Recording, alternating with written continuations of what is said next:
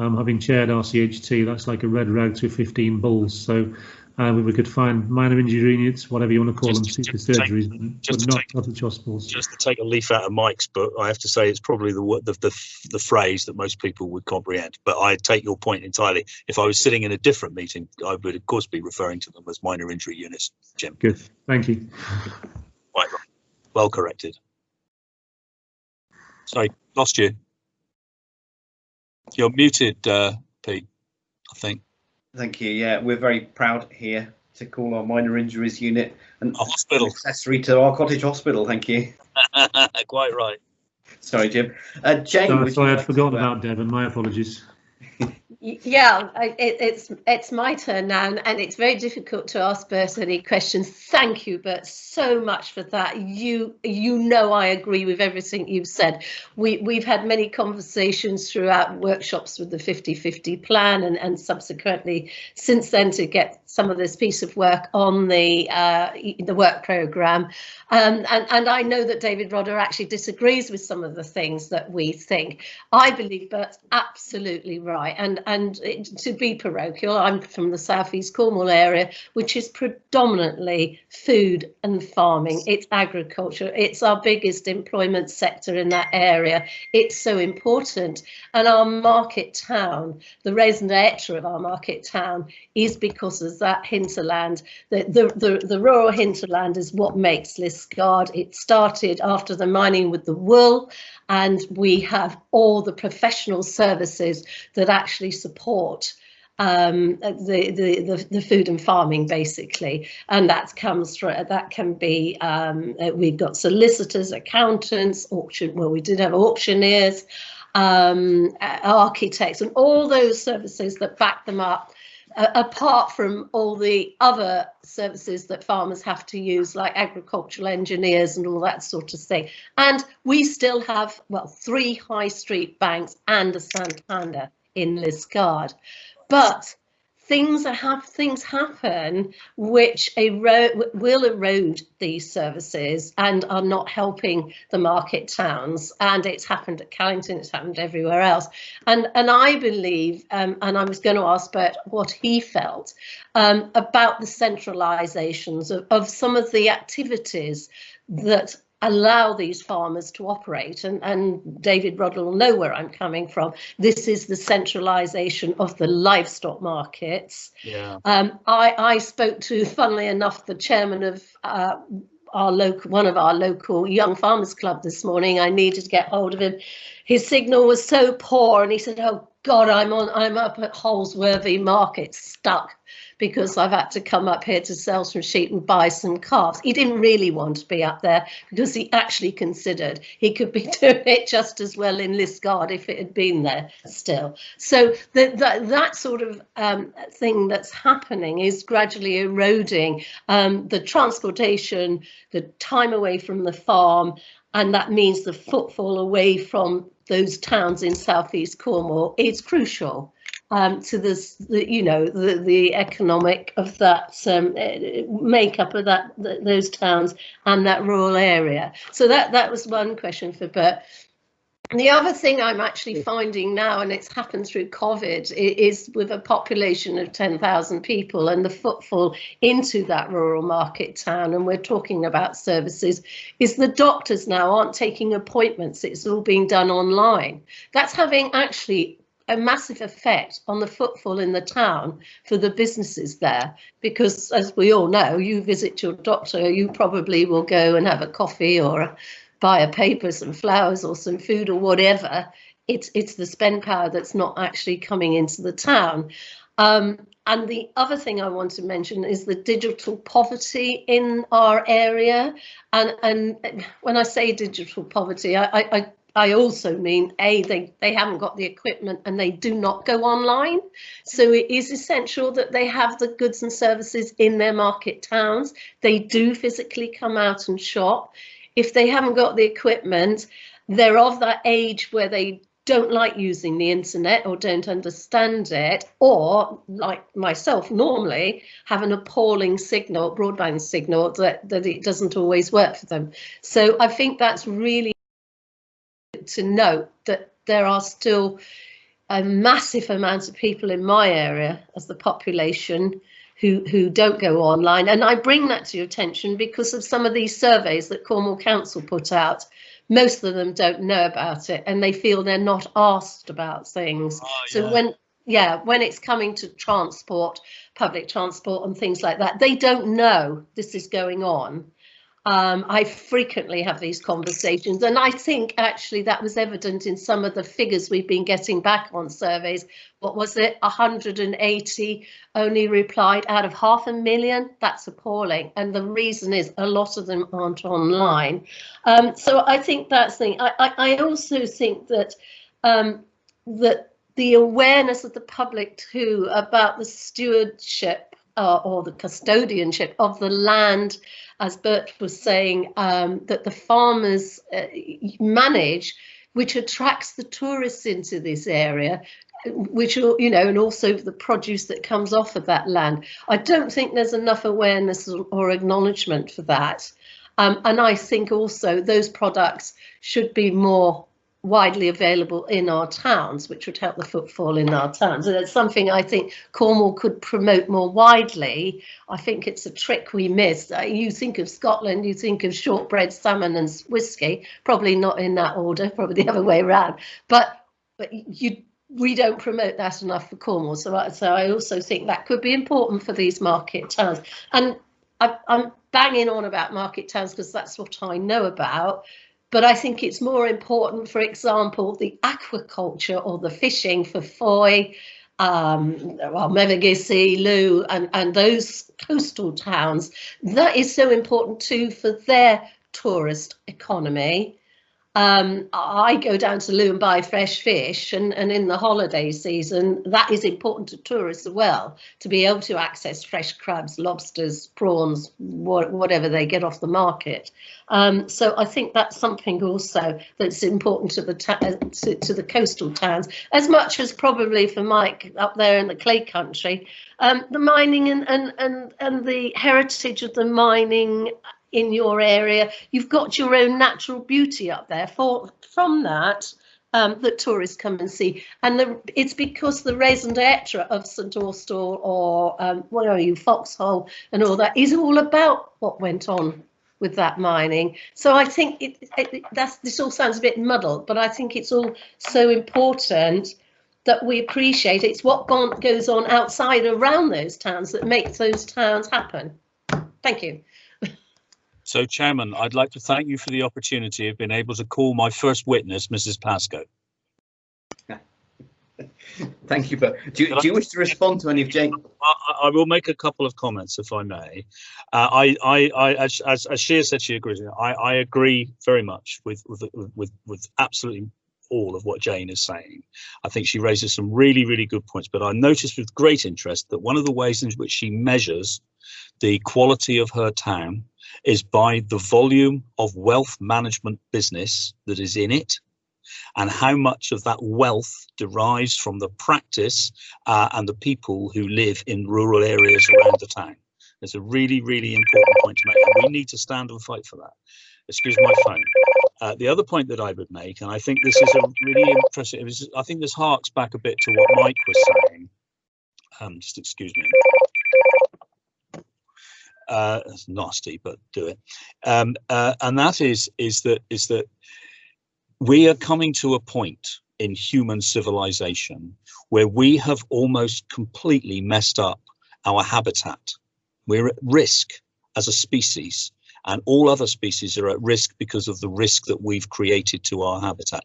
There is, even though they've discovered water on the moon, there is only one habitat in which we can survive relatively freely. And if you want to know what I mean by relatively freely, walking around with a mask on is actually beginning to teach us about how free we have been.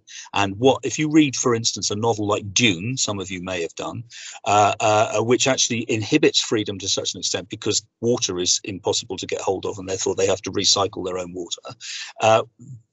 The accoutrements to survive in hostile habitats are such that freedom becomes eroded very, very quickly.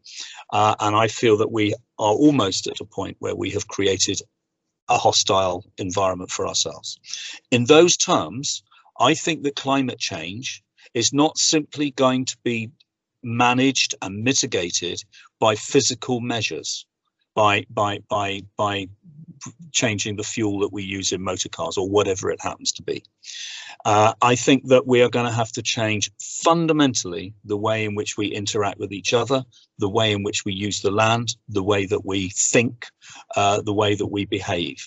And in those terms, I think corporations are going to have to do that as much as individuals and families and communities.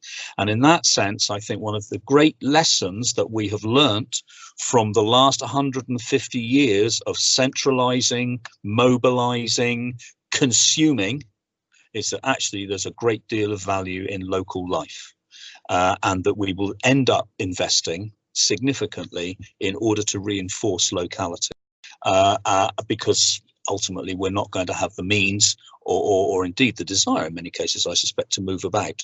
And so in those terms, I think that we will see big corporations investing back into local branches, local people, and so on, as the best way of making sure that they're providing the services that keep them viable and in business. And then the two last points, I think, the young, if you speak to young people, they are actually able to master all the tools and equipment that the internet provides, and yet they are the most skeptical users of it that I've come across. If you want to find the most enthusiastic and uncritical, ask old age pensioners. They love it.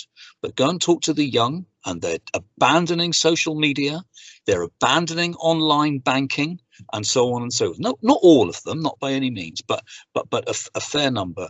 And I think that one of the things about having all this is that it gives you the opportunity and indeed the luxury of being able to question its value, and that is going on. So a balance, I think, will be struck. And that just last 2 points. The first one is that I also think that we need to remember how incredibly important Cornwall is going to be in terms of the generation of power, renewable, sustainable power. And we need to make sure that we harness that. And then the second point, and this is about Camborne and Hale, which are places which are industrial towns, which have got significant problems associated with it, but also opportunities, and most of those opportunities lie in their innate prowess. This is also true, I have to say, of certain large parts of the China clay area as well. They have significant prowess in engineering, and engineering right across the spectrum of engagement where you'll find engineers. Just look at Par Labs, for instance. And I feel that we need to just focus on it. But these again, I think these are problem solving and making sure that we harness our resources intelligently. And I think that's the future. Last point, which is about tourism. And I would just like to use this platform to advocate an idea. And that is, I think Cornwall needs a second World Heritage Site. And I would make that heritage site out of describing the transition through the things that are in our landscapes and in our literature, describing the transition from pagan to Christian culture. It is interesting to note that the ideas, amongst other things, that flowed out of the Mediterranean, you know, the cradle of civilization, they either turned left and froze to death in the Antarctic, or they turned right. And the first place they came to where they needed to get some directions as to which way to go was Cornwall.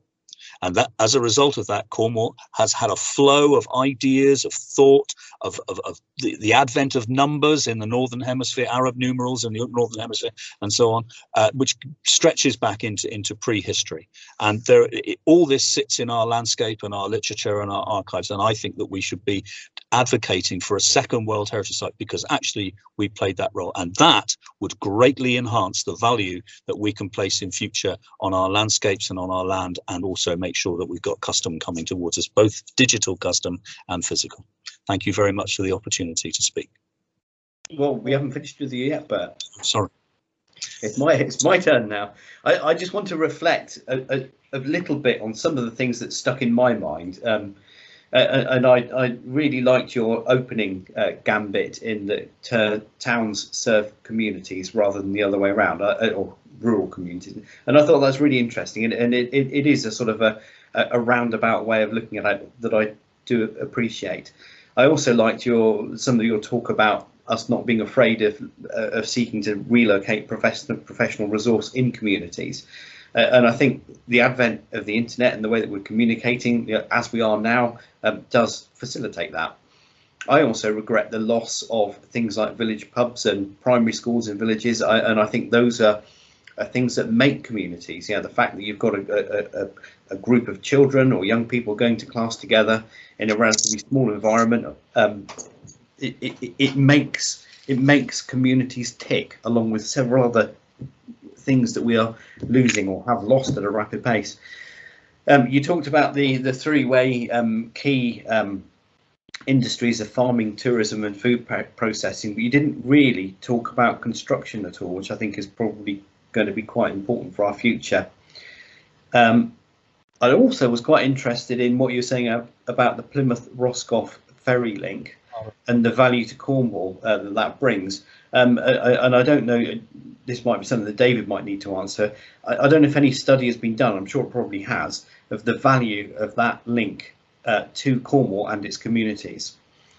When you're talking about mineral extraction, Bert, the thought has been on my mind for a very long time that when you describe some of the communities in countries, let's say like Australia, and I'm only going on hearsay now, so I don't know this for sure, and the methods of mining that they use in terms of just blowing the land to smithereens and scooping it up and chucking it on a tanker and then get sent over to China for further work. Well, I think we have got the opportunity to be a centre of excellence for ethical mineral extraction, because we're not going to do that to our land, whether we like it or not. And we need to make sure that we add value to our product because of the way that we produce it. I also wanted to, my thought process led on a little bit from this, because there are some countries in the world, particularly countries that have precious resources like exotic hardwoods, for example, argument's sake, that are now beginning not to allow those resources to leave their country unless they have had value added to them.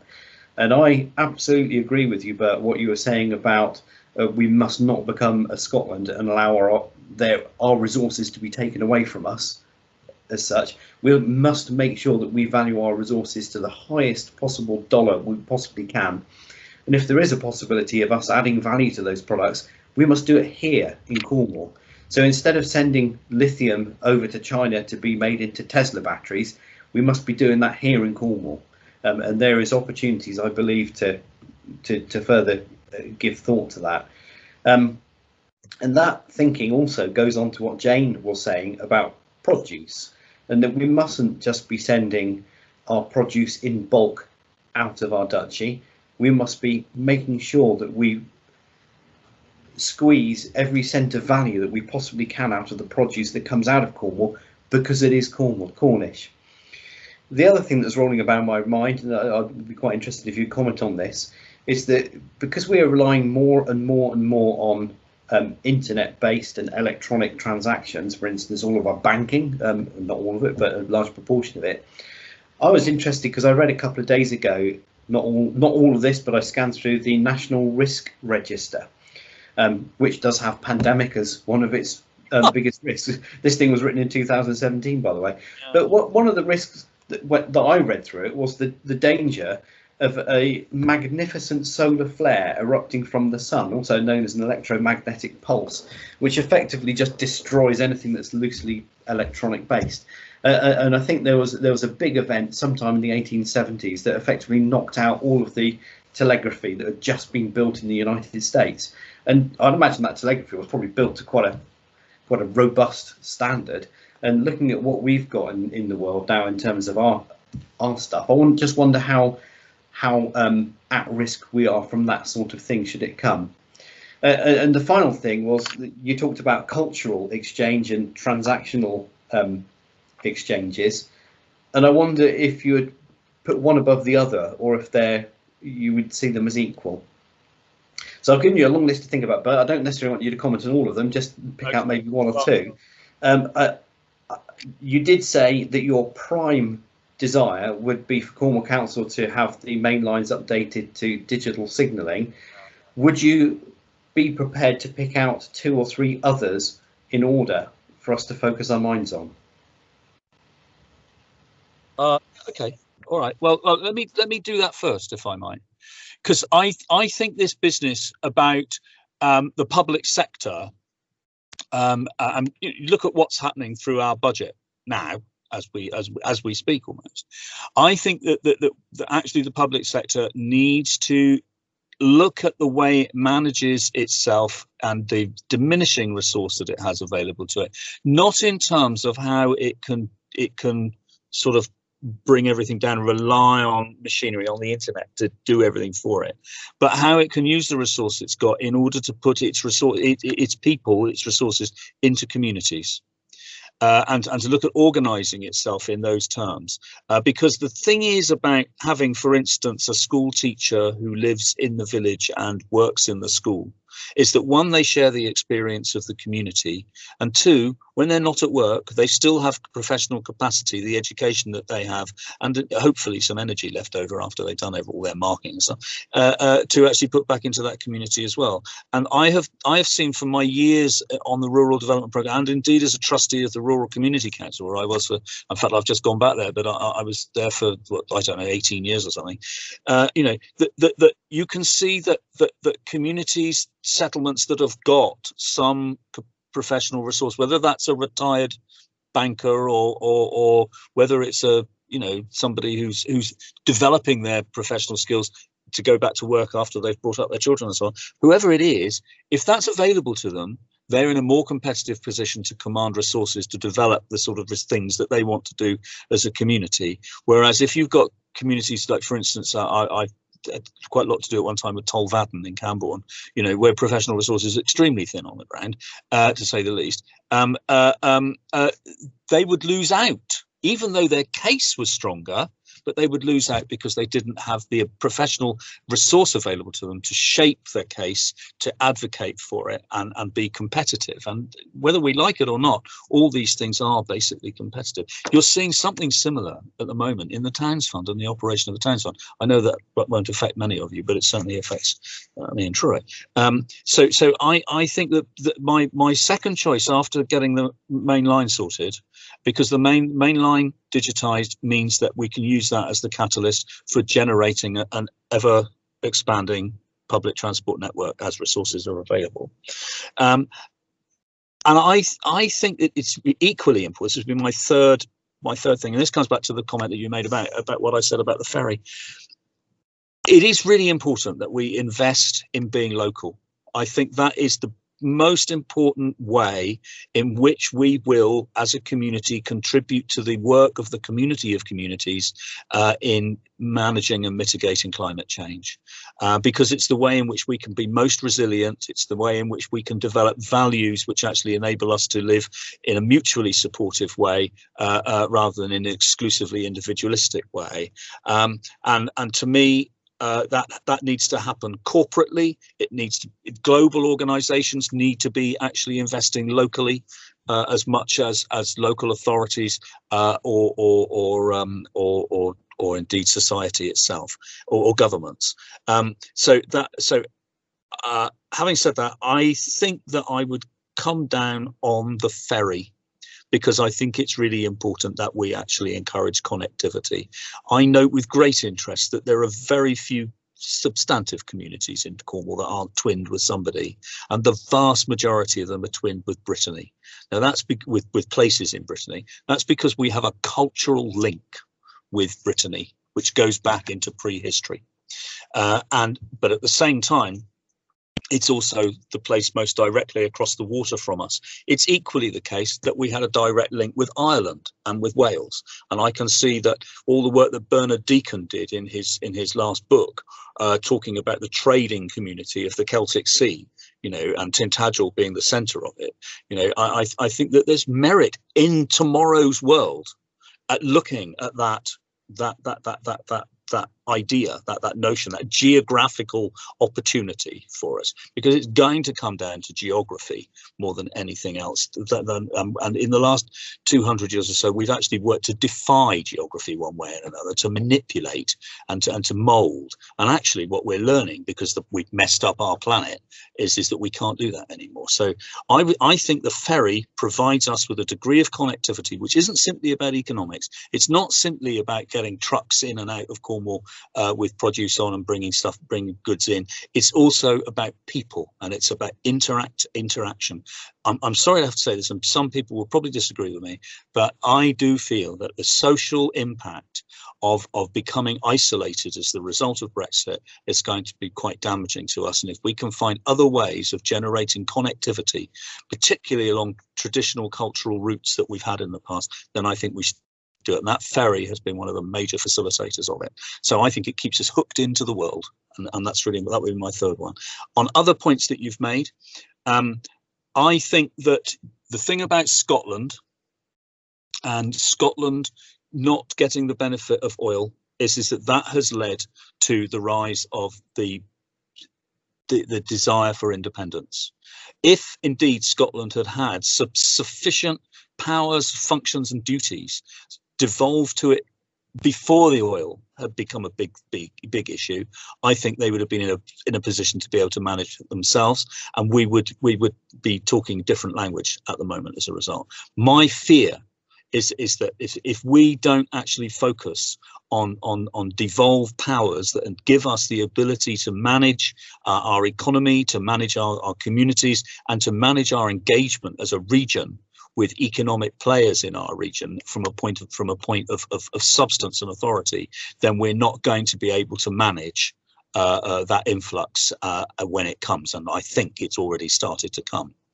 I think that the last point I'd make is, and this maybe is a fourth point that I would make for you. I think that you're right about Cornwall actually being an exemplar of best practice in environmentally responsible mining. We are not going to be able to do that if Exeter University wields the knife over Camborne School of Mines. I don't think that anybody really realizes the extent to which mining practice, exploration and implementation and exploitation is actually governed by a very, very small number of institutions which train up mining engineers, of which Camborne School of Mines is one of the top 3 in the world. And they are now talking about abandoning their mining courses. This is in the paper today. Now, to me, if we're going to fulfill that ambition, and let's acknowledge that we've got the resources that mean that we're going to be challenged, then I think that we need to fight for that. And if that means the chief executive of Cornwall Council marching into the principal of Exeter, the chancellor of Exeter University, and thumping her fist on the table and saying Cornwall demands, then Cornwall demands. They wouldn't be here unless Cornwall had created the resource to actually pay for them being here.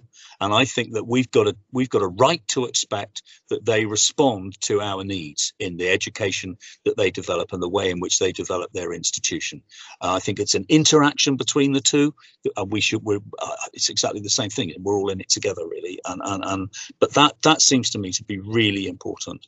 I just recount to you a small anecdote. My brother is an economic developer, an agricultural economist, and he got himself a job in a place called Bougainville, which is in Papua New Guinea.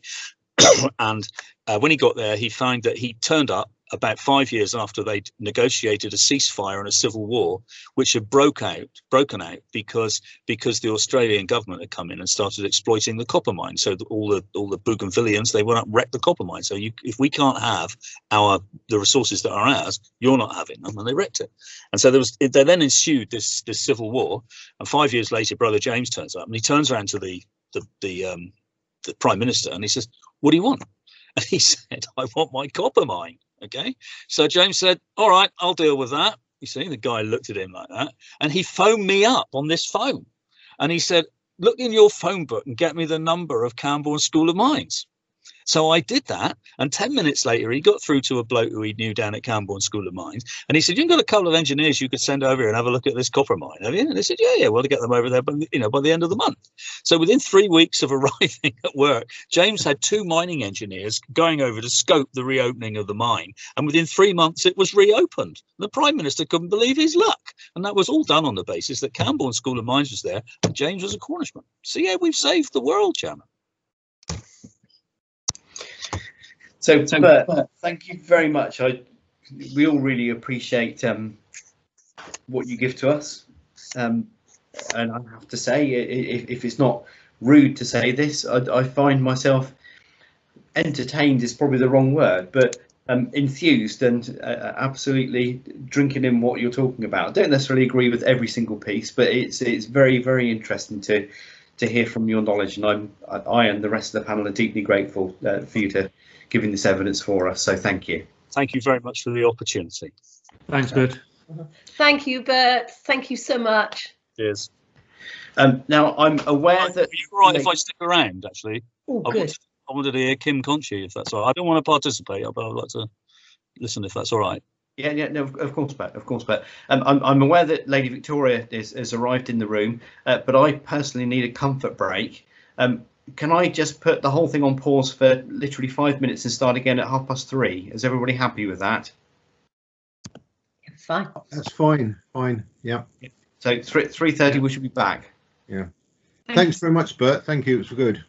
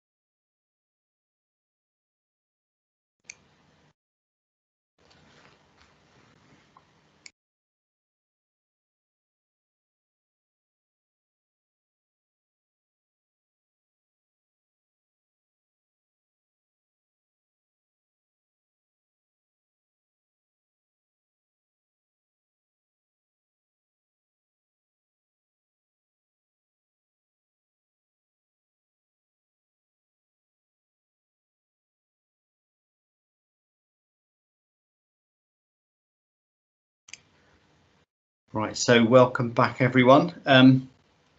Thank you for that break. I think I needed it. So, Lady Victoria, welcome to our panel. I hope you've been suitably entertained by the last 40 minutes or so that I think you've been in the room with us. It's certainly been quite entertaining so far. So, without further ado, we're very grateful to have you here and very grateful for your time. Victoria is the Vice President of the Country and Land Business Association, and perhaps, Victoria, if I could invite you to take the floor, please. First, I just need to do a sound check. Can you hear me? Yes, I can hear you. You can hear me, perfect. I'm sitting in what's in a cupboard in London, effectively, having just been talking to our members in Hampshire. But thank you so much for inviting me to give some perspective on this issue, which concerns us all so closely. I'm not going to revisit any of the details of the paper which you enclosed, because I think it's an excellent paper and you are already familiar with its contents. I'm going to journey a little bit from the particular to the general. The work I do here in London is for the Land and Business Association, which champions the rural economy and our rural way of life. And of course, I live and work in Cornwall. But I know a lot of the people who are on this call know more about agriculture than I do, although I grew up on a farm on Dartmoor, so I've milked a few cows in my time, so I'm not a complete stranger to it. I'm going to just have a quick review of the way we're looking at farming and agriculture and the tourism, and a bit about its interaction with town and coastal. First of all, thinking about agriculture as it is now, perhaps people have, not necessarily in this room now, but perhaps people have quite an outdated view of what is agriculture and what successful agriculture looks like. In Cornwall at the moment, we can probably name a few of our most successful farmers, slightly in inverted commas. We can look, for example, at what was Winchester Growers, which became Greenyard and is now moving on. So we have quite a mixed agricultural picture, which starts with the bulbs and the horticulture, not strictly the traditional agriculture. And we also have a large set of contracting businesses out there who are very successful. We have far fewer traditional mixed farms than we used to. A lot of these farms, unfortunately, fall into the brackets. The ones who aren't successful, the ones who are successful are the ones who've embraced technology. They're embracing the future, they're embracing new ways of doing things, new ways of making contracts between potential growers and potential landlords. The people I think who are going to find it very difficult over the next few years are people who are farming in a more traditional way, even though that by many standards is still very high in its technology. And in particular, the dangers are going to come from the movement from the basic payment scheme, the Common Agricultural Policy payments, through to the environmental land management payments, which will come at the end of a transition period. I've got a sheet in front of me here which looks at the average income. It's called the Farm Business Survey, and it's published every year between the government and Cambridge University, which looks at farm business income on an average basis. And the kind of traditional farming that we have in a lot of places in Cornwall are in the lowest income brackets for agriculture in the UK. It's excluding Scotland. And at the very lowest aspect of that are people who are grazing livestock in less favoured areas. And the less favoured areas you're familiar with will be on Bodmin Moor, parts of the Lizard, and I think some parts of Penwith. And without their basic payment, those farmers are looking at incomes well under, on average, this is across the country, of course, but on average of less than £10,000 a year. These are not, so this is not sustainable agriculture as it stands. Even the next step up, which are the people who are grazing stock on what we call white ground, are also not in a sustainable practice if they need the kind of support that they're getting at the moment from the basic payment scheme. And that's a sort of brutal truth which I think everybody needs to be aware of.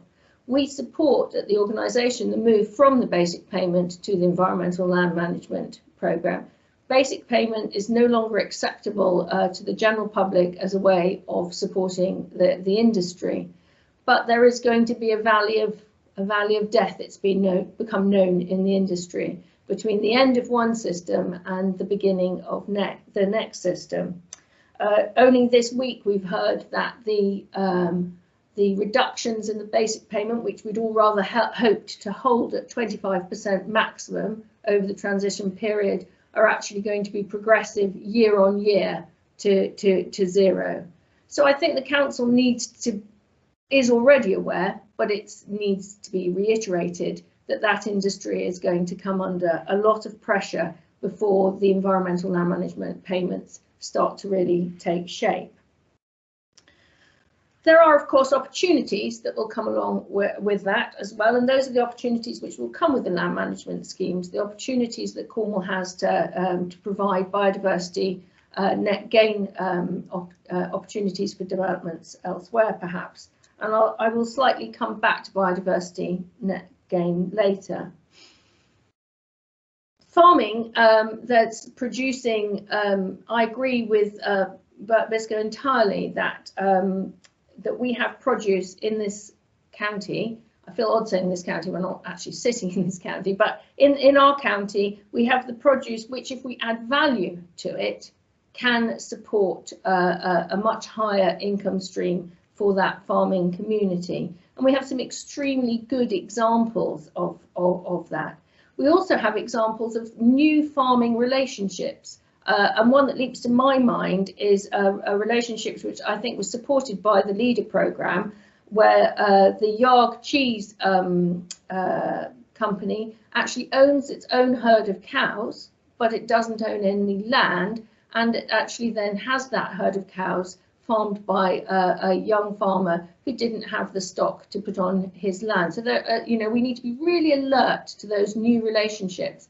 And there is a new small fund coming through from DEFRA about encouraging new entrants into farming, which I think is worth keeping an eye on. At the moment, it's not a particularly significant fund in terms of quantum of money, but it is talking very much about the county farm systems, about new entrants, about new ways of farming and new relationships in farming.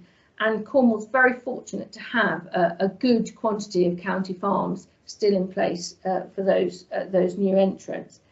And it's that premium produce that's coming from the farms in lots of ways. That's one of the relationships which the rural agricultural economy has with the coastal towns and coastal areas in terms of providing the value added of a Cornish holiday, which is the ability to eat delicious food or delicious food which has been either manufactured in Cornwall or is being prepared and sold in restaurants and cafes, in addition, of course, to the fish, the fresh fish that's coming from the sea.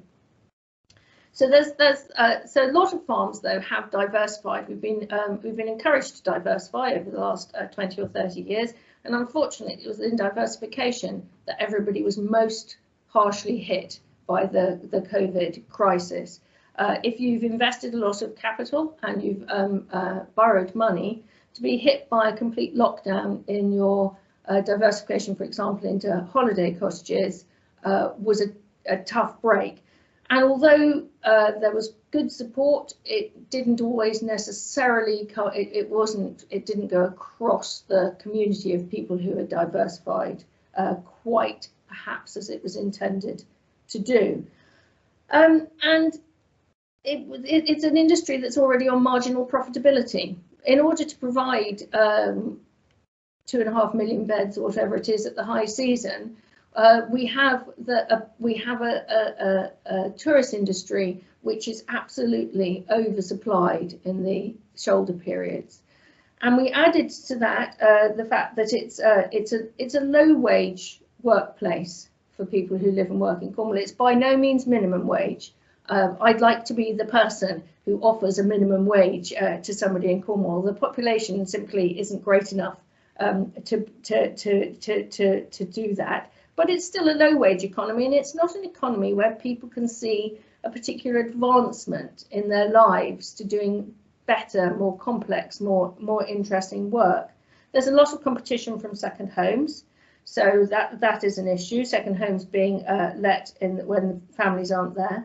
The COVID expenses have been extremely high. I'm sure you do have all the figures for that, but you know, changeovers are not taking 5 hours. Changeovers are taking 8 or 9 hours. We're having to make a lot of big changes in that area, and of course it's a very seasonal business. It's very hard to maintain a good working relationship with a large workforce for when you know, and they know, that you're not going to have any work for them for 3 or 4 months of the year. And I don't think that with the best will in the world, whatever we do, we're going to be able to increase our tourism visitors to meet the number of houses that we have available for those shoulder periods. And what happens is that you get an absurd race to the bottom in terms of pricing, which doesn't really do our tourism economy any good at all. So it concerns me that people still focus so much on tourism as being such a principal income source for Cornwall for the future. I agree with what you were saying earlier, Peter, about construction being a very interesting future, particularly green construction, and maybe drawing on the future of locking up carbon by doing more timber frame construction. There's a lot of interesting ideas there. And on working more with our agriculture and fisheries industries as well. It's not, tourism isn't bringing a job, what I would describe as a jobs future to Cornwall. It's not bringing a jobs future that I would want my children to go into. It's not producing an income at the end of the year that they can live on comfortably without recourse to the state. And that is an issue about its capacity. I think another issue about the tourism industry in terms of accommodation is that it's taking housing out of the rural housing supply and creating a problem sort of further down the road. And for some people, it's in danger of changing the character of the county, which draws people to it in the first place. So those are some of the issues, very briefly, that are facing the agricultural world and particularly the accommodation part of the tourism sector. But what are the opportunities? Sustainable villages. We don't have a contemporary way of measuring what is a sustainable village. You were talking a little bit earlier about a sustainable village should have a school, and it should have a pub, and it should have a shop. But a lot of our villages, if we can get high levels of connectivity into those villages where they don't have it, we can then expect younger people to move back into rural areas to run those businesses, and they will be the people that have children that support the school and bring some life back into our villages. But lots of villages have been sort of declared as no longer sustainable, partly because they've lost those elements already, but also because the things which might make them of value, like connectivity, perhaps are insufficiently valued in terms of sustainability. I have heard it said in some places that if you built 5 houses in every rural village in England, the rural housing problem would be halved. We need perhaps to look more at what are called these days tech nomads. You know, there are people, we know, we've just done a survey here that says more than 50%, I think it was 54%, of people under the age of 30 living in the metropolitan area, obviously it was a survey, so that's a sample set, would look very favourably on moving themselves and their business to a rural area. So there's a new and interesting capacity growing from the tech nomads. And I think we need to look as well perhaps at upskilling. Very much from our own industry point of view, and I know Cornwall Council is got its Forest for Cornwall project. We're supposed to plant 30,000 hectares of trees a year in the UK, and we're not even beginning to reach that total. And one of the reasons, one of the many complex reasons, is we don't have the nursery stock. We don't have the capacity to grow the nursery stock. We don't have the people with the skills to grow the nursery stock. We don't have the capacity to get people to put trees in the ground. A person who puts a tree in the ground or puts a lot of trees in the ground is not a general labourer with a spade. It's somebody who has skills to make that a successful plantation. So we don't have those skills. We don't have silviculture skills. We don't have arboriculture skills in our national skill base. And I think we have Duchy College. We have the capacity to build on that skill base and create work in an industry which is going to grow and is going to produce long-term work. For myself, I've also been arguing for some time that there can be no reason that agriculture isn't a STEM subject in schools. What about agriculture is not about science, technology, engineering and maths. If we gave it more profile, if we gave it more gravitas, if we gave it more of a secondary school profile, maybe more young people would be interested in going into agriculture because they would see that it's not just about tractor driving, enjoyable as that is. I'm now going to go bigger, looking at the wider support. Grants during lockdown were good. You couldn't access them unless you were the initial grants, and Cornwall Council were exceptionally quick at getting those grants out. You did have to have your business rates already sorted out, and you had to come in below the upper level. This naturally excluded, and I perhaps can understand why, a lot of the businesses which actually employ more people. It naturally excluded people who perhaps were already past the VAT threshold. And there was a perception in Cornwall that a lot of people got the smaller business grants who weren't really in business at all. And that's water under the bridge. I have no particular gripe about that. But there is a question. I have some survey responses here from the DEFRA COVID-19 monitor that says that there was a 13% decrease in small businesses going out of business in 2020 compared to 2019, which possibly suggests that some of those grants propped up businesses which might otherwise have quite rightly, because they're not going anywhere, evaporated. I'm really interested in your Kickstart grants. I think businesses, even quite small businesses, should be very seriously challenged about the viability of what they're doing. And the idea that somebody can pay good accountancy advice to give them an 18-month map of different ways of managing their business, that's the kind of advice that should be really useful. And I think it's great, the Kickstart grant. I just wish it could be extended a little bit further. And I also think it's great that people could use it to not just to do modelling, business modelling for the future, but that they could use it for IT, interesting IT projects. What kind of IT do we need to improve the efficiency of what we do? I know I'm running on a little bit, so I'm going to just say the bounce back loan is great. Lots of people used it to swap expensive money for cheap money. There's no harm in that. But there are rather more VW vans driving around perhaps than there were before people got their bounce back loans. I'm going to, one last bit. I think new businesses need to be proper businesses. It bothers me that there's a lot of businesses in Cornwall which are basically hobbies. And if we want the economy to grow, we need to challenge, viable businesses to grow and flourish, and perhaps not be complacent about a lot of super micro businesses. So just to move on to the macro scale, I want to say a little bit about the UK Shared Prosperity Fund. It's going to be part of the devolution paper. It's already been delayed. You will probably know more about this than me, but if it's delayed until 2023, which is what we're now hearing, there is going to be a horrible shortfall in growth fund money in England. Cornwall, as a severely disadvantaged area, has been disproportionately benefiting in the right way from having this additional support.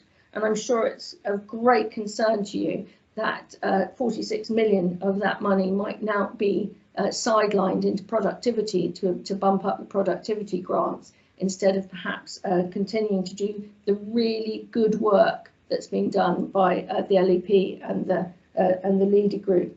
And the danger in that we might lose 15 years of expertise about the Cornish economy and how to help it grow. I think that I want to give you the chance to ask me a few questions, and so I'm sort of skipping forwards in this a little bit to talk about the take-homes.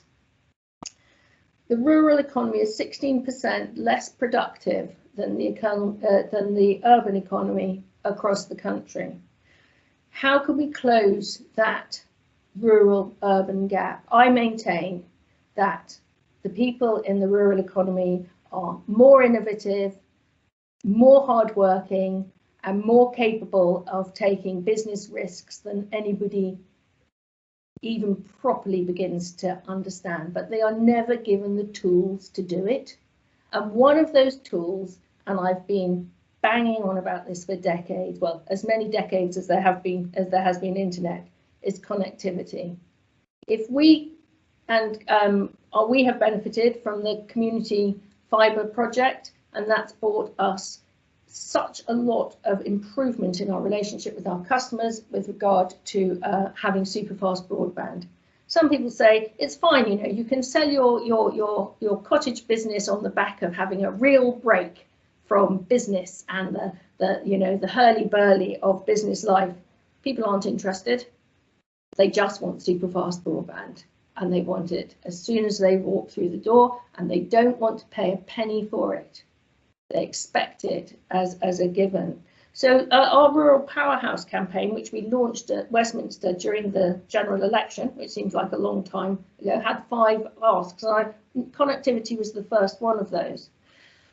The second one was a fully rural-proofed planning system. We feel that in the National Policy Planning Framework, I've got my F's and P's back to front, sometimes the rural proofing of the policy framework is insufficient, and we end up with policy which does not help business grow where it needs to grow in rural areas. We of course support a sustainable and profitable farming sector. It's going to be really difficult to be profitable, but it is also going to be much easier to be sustainable, because the money that's coming into farming is going to be for improving the environmental aspects of farming, and that's such an enormous subject. It's too big for this margin. But perhaps one of the most interesting parts of it is, as I said earlier, that it will be mandatory for all local authorities who are giving planning to developments after the Environment Bill goes through, for there to be a benchmark of the biodiversity on a site, and a place where that biodiversity is either going to be replaced, certainly, but also improved. To do that, you need a metric of what you've got there, and then you need to be able to replace it. Ideally, it's going to be replaced on site and in the immediate vicinity of the site. But it's also likely that there's going to be a need from national infrastructure projects for biodiversity net gain to be provided from other areas which have a great richness in biodiversity. I'm going to put a little aside. I'm not fully up to date on where Cornwall Council is on biodiversity net gain, on whether they've been working on a metric for how to manage that. But I listened to Mr. Lowe from Warwickshire County Council talking last week about how they've been doing it in Warwickshire, and he was inspiring about what a county council department can do in terms of being the backstop for biodiversity net gain. And I can't recommend enough, really, that maybe it would be something that, because it's always good to share ideas, whatever the ideas are that are already in place, to get him on the Zoom and listen to what he's got to say. And finally, to invest in skills and training. As I said earlier, that's one of our largest inputs for increasing rural powerhouse productivity. And I'm not going to say anything else. I've gone on a little bit too long, I think, and I'd be more than happy to answer any questions you have. Okay, so thank you very much indeed. That was really very interesting and grand to hear from you. There's lots of points that I've written down that I'd just like to come back to you on, but I think it's probably only polite to ask my panel first. And Jim McKenna has indicated first, so this time round we'll go to Jim first, please. Pete, thank you. Lady Victoria, thank you. That was fascinating and informative, very informative. One thing I'm particularly interested in is the disparity between farm gate prices and supermarkets or sales prices. What could be done in the context of helping sort of those in rural industry become more profitable, generate more of an income through tackling that? And do you think there is a role for a national approach to this? And could Cornwall Council potentially help with that? Because I know different initiatives have been tried around Cornish Earlies and a whole range of other things. But what was striking during lockdown, particularly using the fishing industry as an example, is that a number of small boats bypassed all the process, went out, landed, sold their stuff on Facebook and made a lot more money than they would ordinarily. So there are opportunities, I think, in terms of getting stuff out direct, but we do seem to be almost enthralled to supermarkets, and I'd be really, really keen to understand whether there's something we could do as a local authority to help unlock that for growers in Cornwall. Thank you. Please call me Victoria. I feel like an imposter when people use my husband's baronetcy, which his family very rightly got at the Battle of Beconic, I think, quite a few hundred years ago.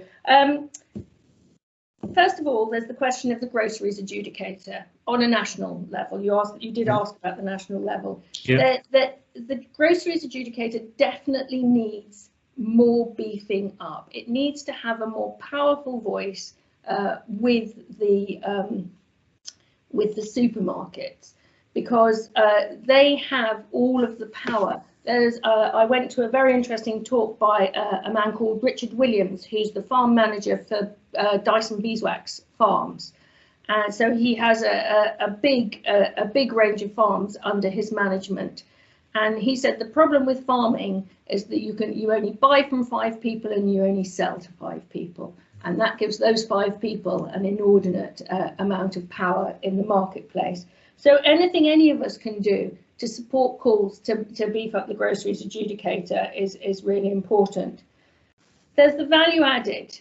I think that the work that's been done by the LEADER project and the focus that the LEP had on food processing and food manufacturing has been really important to lift Cornish produce out of the position of being a primary producer.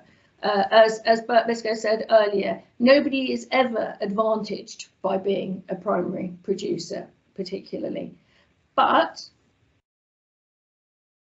at the heart of this, there's always a question hanging over my head, and that is not everybody can buy premium produce. What are the people who don't buy premium?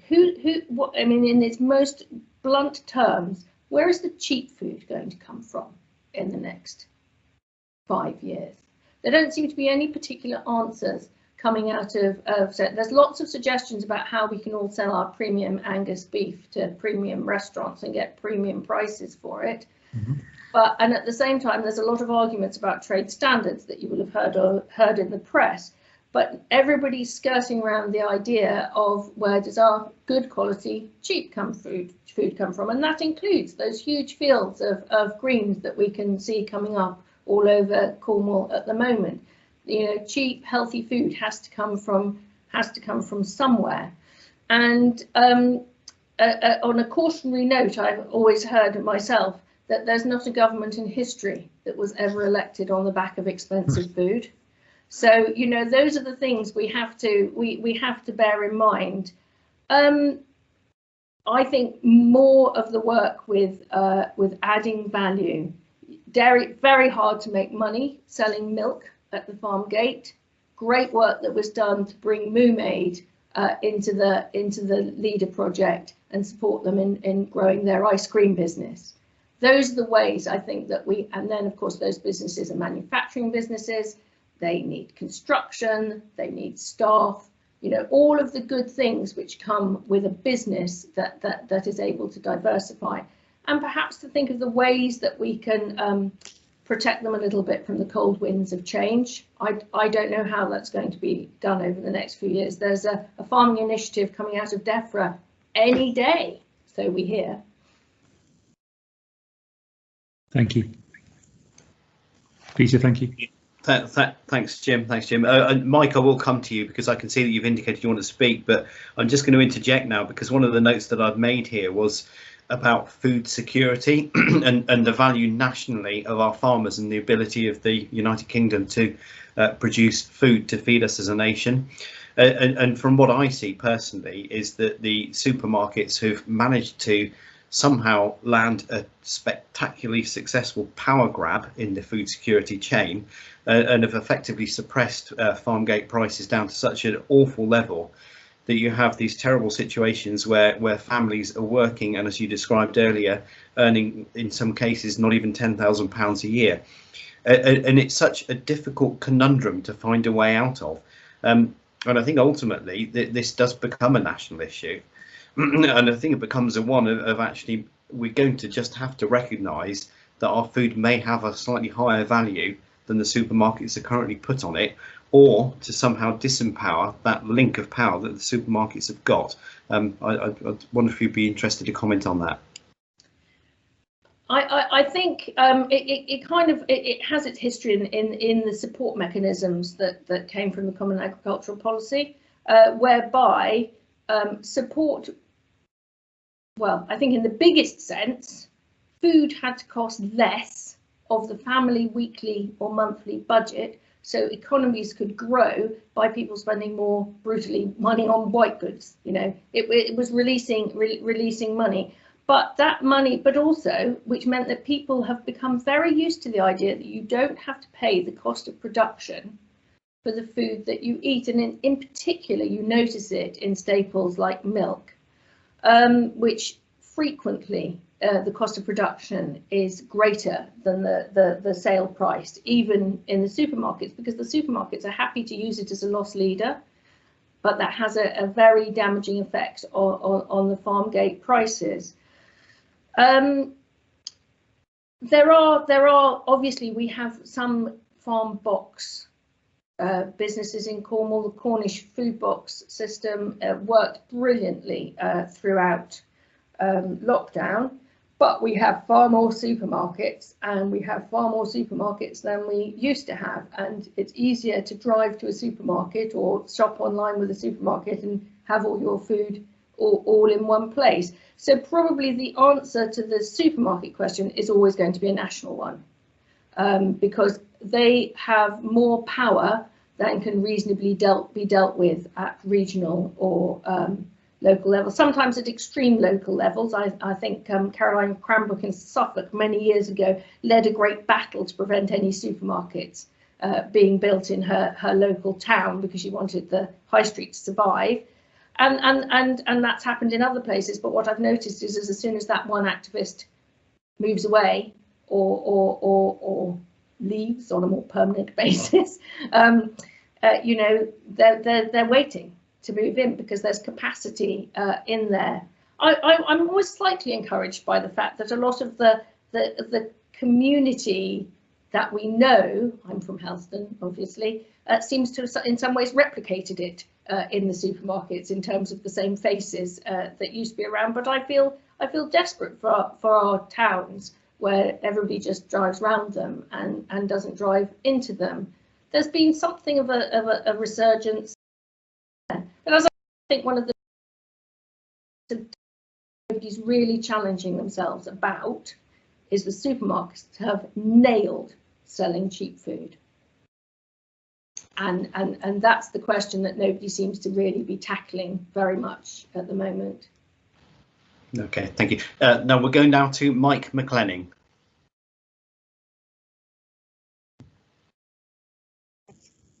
Yeah, my name's Mike McLenning from St Stephen in Brannan, which is the clay country. And as you've dropped your lady title, you can call me Mike, Victoria. So I think it's very interesting. I've enjoyed your presentation because I'm more interested in the business side of things, really. I think, having dealt with supermarkets all my life until I became a Cornwall councillor, you can't compete at times. And you mentioned earlier on about you're trying to pay your staff above the living wage, but they're having to look at, many people having to look at the best value for money.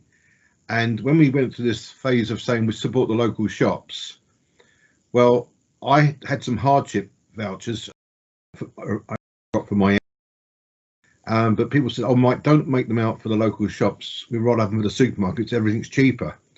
So you know, that equation is a huge problem, because you know companies will pay Asda or Tesco's promotional fees to list their products as well. It's a dog eat dog game. I'm interested in your piece on productivity, because I get different versions of what productivity means. So when I finish by the question, like you, perhaps if you would, Victoria, expand on that. What else have I got down here? With your business, which included 21 holiday homes, and saying this with respect to you, I should imagine they're quite nice places. So you're after a different market of tourists, which we discussed at some of our recent discussions about which kind of client would you like to come down to Cornwall, because I was saying you're going to spend more money, you need perhaps a more middle-class type market tourist. But since I was a kid, Cornwall was always a bucket and spade place to come to, and it took longer than the hours it takes now to get down here by car. I'm just concerned, again, you mentioned, it seems, I think I'm right in saying you think that the tourist trade's been neglected again, and I think you're right on that, because it's, I don't know, I think the percentage is about 30%, is it, of the breakdown in Cornwall? And that seems, you know, all the publicity about holidays in Cornwall, one would expect that to be much higher. So are we promoting it in the right way? I sometimes think you have people in the jobs too long, because I believe, with respect, the tourist guy has been doing that a long time. So it might need some fresh blood in there, or a mix of ideas from people. You get set in your ways. And I think, you know, even we've got enough working parties going on, but I think there's a team at Cornwall Council would like to help on that subject. So that concerns me, why it's never been attacked. And I mean, I gave an idea when we had a meeting about weddings in Cornwall. And if you're talking about the nice upmarket hotels, or even you know where you are, we should be going after some of the largest selling magazines in London to promote these venues, because they're gorgeous, and it's going to hit a certain clientele. But we mustn't forget the backbones, which is the bucket and spade people. But again, you look at the functions where they go to, and I've never been in there. I think it's got, on the way to Newquay, it's got a cow outside. I think it's called something or other, dairy farm or whatever. I mean, the whole day trip there is very expensive for a family of 4. So I understand they've got to make their money over a certain period, but holiday, except for kids, holidays habits have changed, because they can split their holidays now and not to have 2 weeks off in July or August. So that's my points, really. Thank you. I'm not going to really look into the details of measuring productivity particularly, because I think our economist would be the best person to answer that question, and I'm more than happy to show you exactly the material and the different sources he used to achieve the 16%, because I think it's really useful for you to have solid figures and solid background if you want to take it and point to it and say this is a fact. So I think that's that part of it. I can put my hand on my heart and say that to cheat one little bit at furlough this lockdown period, and I sat in the office myself every day for the whole period to make sure that not a single booking that was going to come in was going to get through without me being on the other end of the phone. And we had, yes, our business is quite an upmarket business. It's very difficult to maintain, and we have quite grumpy customers. So sometimes I would like easier going customers, but actually, you know, the prices aren't that different. I do a big look around at the end of every year to look at comparable prices, and maybe I'll look at Duchy cottages. But actually, if you look at a big static home in South Devon on the beach, their prices are almost the same as ours. So there's a massive perception issue about what people are prepared to spend on holiday. You know, I think even though you could come to stay with us for the same price, people have a perception that it's going to be much more expensive. I think that we have such a great 2 years to talk to new markets. You know, we've been completely full since the 4th of July. I think this week is coming week is the first week we'll have any gaps. But then I'd expect to be full in July and August. I'm not going to be out there, you know, heaping thanks on everybody to say that I've had quite a busy July and August. I'd expect to be busy then. I'm quite pleased with my September and October turnover. But the most interesting thing has got to be gathering the data of the people who've come to Cornwall but have never come before. I've always thought of Cornish holidays as you said, the bucket and spade, what I call the blue remembered hills. You know, people like my father came to Cornwall for his summer holiday all the way through the war. He and his mother would come down to Cornwall and spend 3 weeks in Cornwall. Either people, so there's this massive history, but there's been a disruption because now we have parents who don't take their children to Cornwall. They take them to the Canaries because it's cheaper. And so there's a generation of children growing up now who don't think, gosh, we must go to Cornwall for our summer holidays, because it's not in their automatic psyche in the way it was in yours or in mine. So I think so 2 things there. I think talking to that new population of people who came to Cornwall for the first time, and really getting out there and selling the blue remembered hills, because we still have this amazingly low infection rate. People can come to Cornwall and be totally safe, and it makes me furious when I see the news saying everybody must go into lockdown at Christmas because you know, everybody must have the same experience. When I think we've worked so hard to make our business safe, and people have been so happy to come somewhere safe for their holidays. So actually, I think, and I said to all of them, I said, well, what are we going to do with the children? I said, this year is going to be a flask of tea on the beach year, and we're all going to remember how nice that was. And they've taken that message. Right. They're not going out, they're coming in their family groups, and they're going to the beach, and they're having a great time. So I would say that the next 18 months is a time when, you know, we can make a difference. And I think that I agree with some of the things which perhaps were implied by you about how we could make a difference in a new, more positive way than perhaps we saw this summer. Right. Can I just come back? Victoria, all the conversations we're having today and what we've been having at council because of looking at the recovery, if we hadn't had COVID, do you think we'd just been a status quo? We'd have thought, well, it's okay, everything's okay. We just go along with the holiday, the tourism trade. I think the chairman's brought an important point up, which no one's mentioned before COVID, about buildings, etc., and that increase in work. So it's interesting that we're all looking at a different light, and it's never happened before, as far as I'm concerned, in my 13, 14 years down here. I think we were in a bad place. Yeah. Everybody was projecting a good year, but I think, you know, we have not put our prices up for 6 years. Right. Because the competition gets harder and harder and harder. Yeah. There are always more and more people in the marketplace, which is fair, but I would like to see more planning going to people who want to live in our communities rather than just visit them, perhaps. And the margins are shocking. Yeah. They are shocking. We came into the business with reasonable margins in sort of 2002. We had a couple of cottages before then, and it was a good-looking business.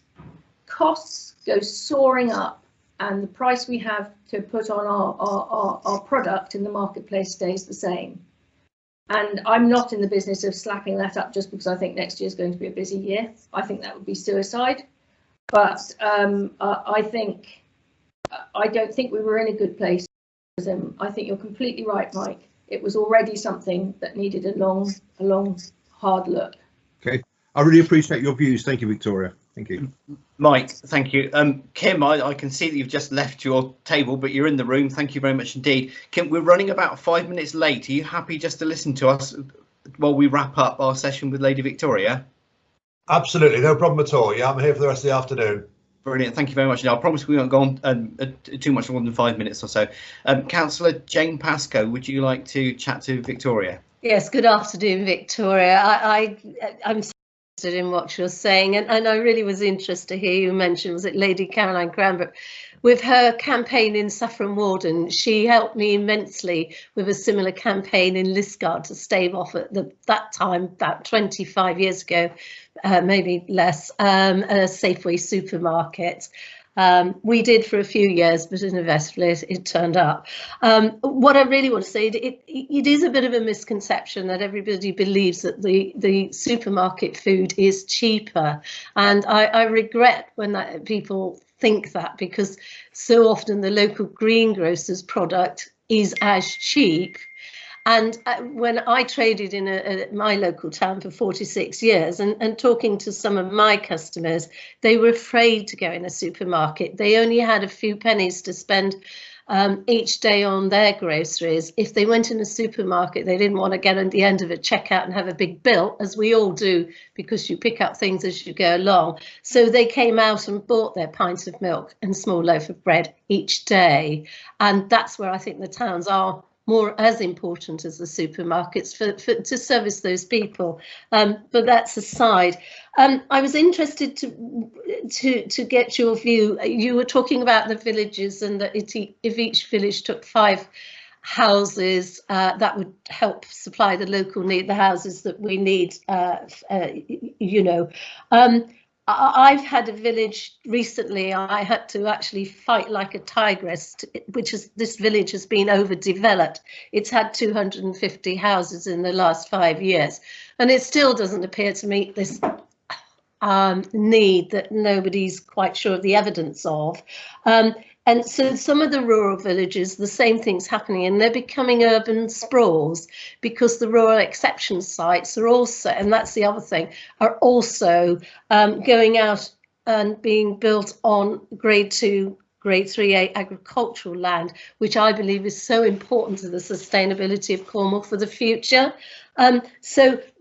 What do you think of the theory that instead of building more onto those villages, that actually we create new villages somewhere in Cornwall, and by creating those new villages you also create the infrastructure, the school, etc. And the reason I say that, because this village I talk about, I can't get the local children into the village school. We have to put them in school transport to take them elsewhere. So obviously we need robust planning policies to protect the rural areas, and in particular those sort of villages which are being overdeveloped. That was one of my questions. The other thing I'm interested in is the forest for Cornwall, and the fact that we need to plant 30,000 hectares of trees in the year for the country. But you talked about the skills, the arboricultural skills, and foresters. And my fear in Cornwall is we're going to be planting all these trees, but at what cost to manage them? Because we do know trees don't just grow and behave themselves, they need management. And have we got enough trained foresters, and how much will the cost of that be? That's one thing that's also worrying me. And I think really, I was really interested to hear about the relationship. When you mentioned cheese, I always get quite excited because we have really got such a lot of cheeses in Cornwall, you know, peculiar to Cornwall. And I was interested to hear how the cows that make the cheese for Yarg are actually on somebody else's land, so they're managed by somebody who couldn't afford that stock. So it seems like a really good scheme, and a scheme that may produce more products in a similar way if it was more well known. Thank you. A few things in there. I'm going to start at the beginning. I think we all need to let go in terms of farming of the notion that big business is bad business, because a company like South England Farmers are very successful and are able to pay good rents for land. And just in case people aren't farmers, as part of your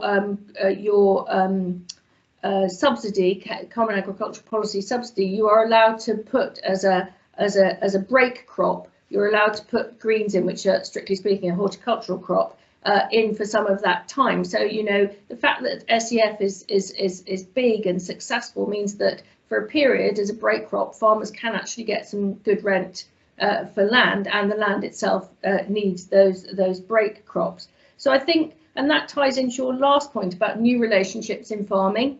I think, you know, we all need to think about, we need to consciously, although we have this rich cultural heritage of the image of a farmer of either gender on their farm.